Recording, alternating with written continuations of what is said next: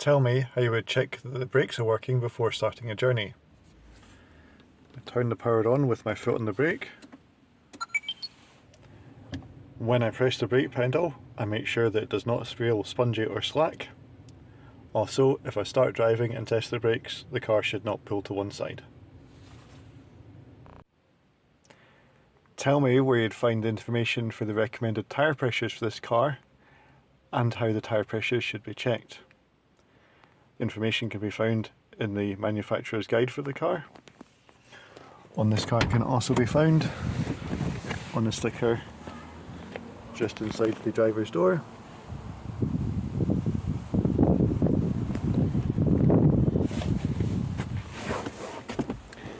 You should check them with a reliable pressure gauge when the tyres are cold, which means when they've not been driven.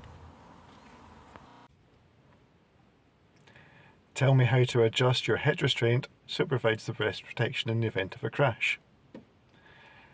The head restraint should be at least as high as the top of your ears, your eye line, and should be close to the back of your head. On this car the height cannot be adjusted, but the angle of the seat can be adjusted right here to bring the seat forwards, which can bring it closer to the back of your head.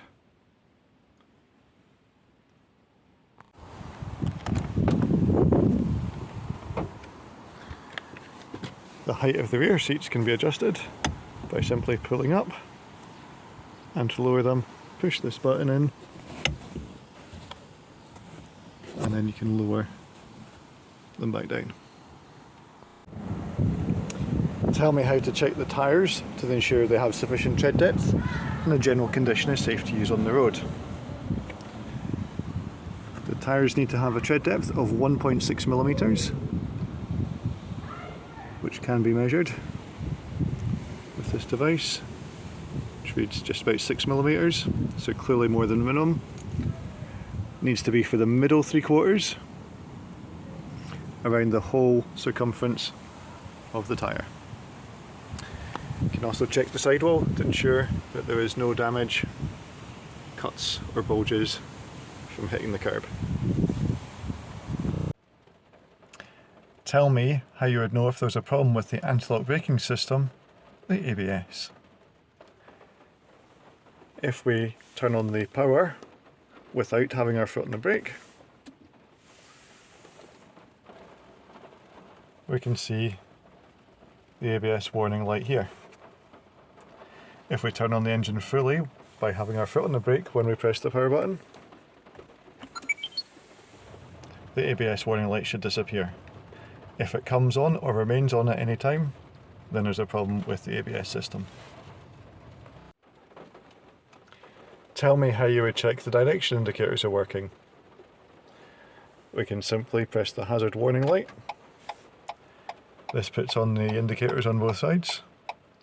We could then get out and walk around the car to check that all 6 are working. 2 on the front, 2 on the side mirrors, and 2 on the rear. Tell me how you would check the brake lights are working on this car. If I turn on the power fully with my foot on the brake when I press the power button, with my foot on the brake lights will now be on. To check them, I could either look for reflections if there was windows behind me, or I could ask for somebody to look for me while I press the brake.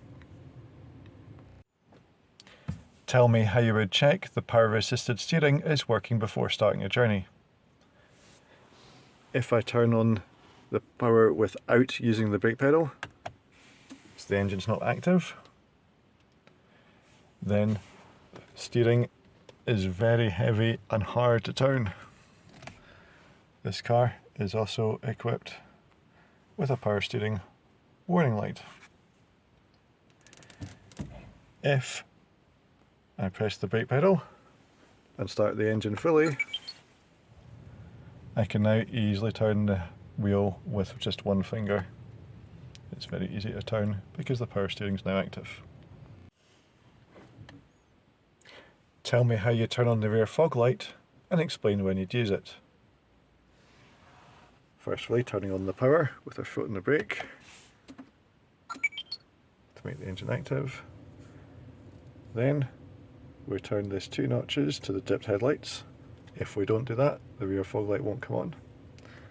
Then we turn the next bit to this one, and you can see the yellow symbol that comes on. If you forgot to turn on the dipped headlights and taillights, you cannot turn on the rear fog light. If you turn this inner control the wrong way, that's just turning on the front fog light. You would use your fog lights when visibility is seriously reduced so that you can't see clearly more than 100 meters. So if you can see more than 100 meters, you do not need your fog lights because people can see you from far enough away.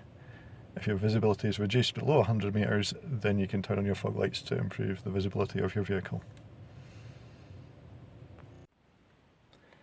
Tell me how you turn your headlight from dip to main beam and how you know that the main beam is on from inside the car. So again, if we turn on the power with our foot on the brake pedal, we can first of all turn on the dipped headlights. We can see the dipped headlight is on from the green symbols at the top. And then pushing this whole control forwards brings on the blue symbol, telling us that the full beam is on. You can remember this of pushing the full beam out in front of you, making the lights brighter, and pulling them back in to remove the full beam.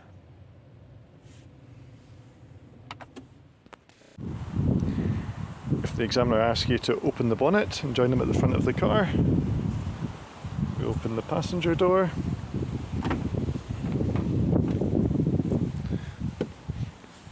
We find the handle here.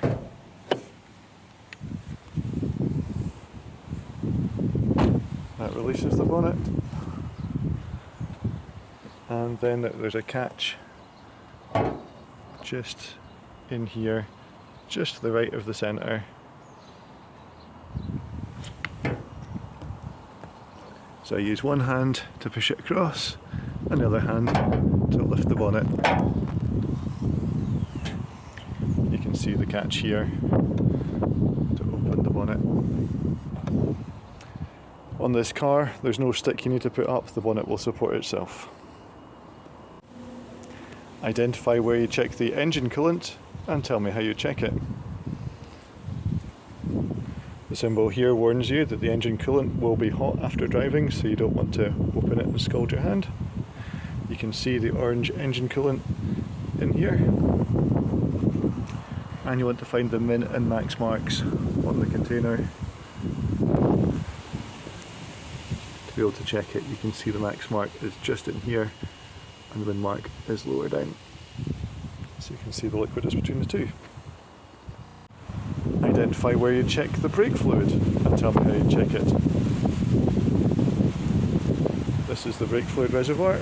You can see the symbol on the container, and you can see the max and min marks, and the fluid is between the two.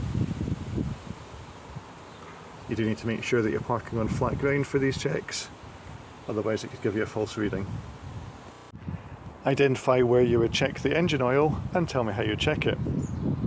As this car is electric, you should not be asked this question because it does not have engine oil. However, if you were driving a car that has engine oil, again you would open the bonnet.